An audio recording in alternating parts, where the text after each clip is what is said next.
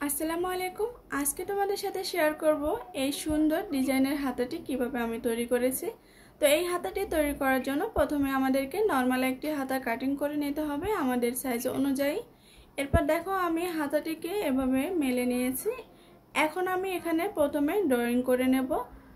তো ড্রয়িংটা কিভাবে করবে, তোমরা উপরের দিকে লম্বা যতটুকু রাখতে চাও তোমাদের ইচ্ছে মতো রাখতে পারো।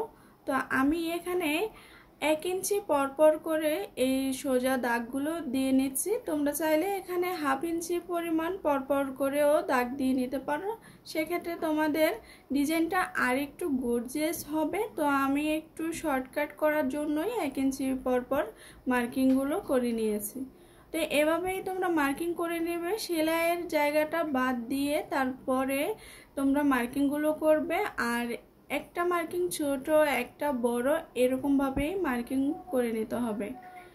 মার্কিং করে নেওয়ার পর এখানে দেখো আমি স্টোন ব্যবহার করেছি দুই ধরনের, একগুলো হচ্ছে এরকম ছোট আর একগুলো হচ্ছে এরকম বড়।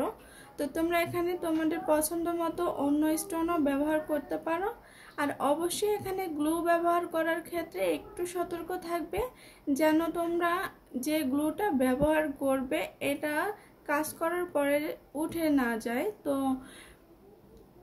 এই হাতাটি তৈরি করতে তোমাদের কিন্তু একটু ধৈর্য নিয়ে কাজটা করতে হবে। যাদের ধৈর্য নেই তারা এটা করতে পারবে কিনা জানি না, তবে একটু সময় আর একটু ধৈর্য নিয়ে এই কাজটা তোমাদেরকে করতে হবে।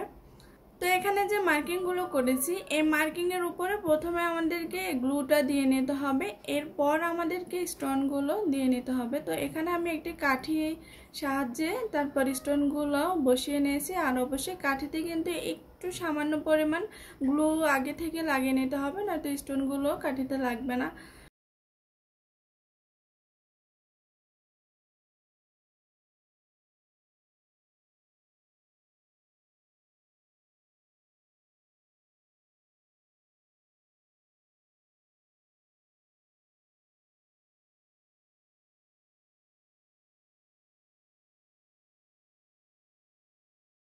তো এরকমভাবে দেখো আমি পুরো হাতার মধ্যেই কিন্তু ডিজাইনটা করে নিয়েছি। তো তৈরি হয়ে গেল আমাদের ডিজাইনার হাতাটি। তো ভিডিওটি কেমন হয়েছে আর ডিজাইনটি কেমন হয়েছে অবশ্যই কিন্তু কমেন্ট করে জানাবে।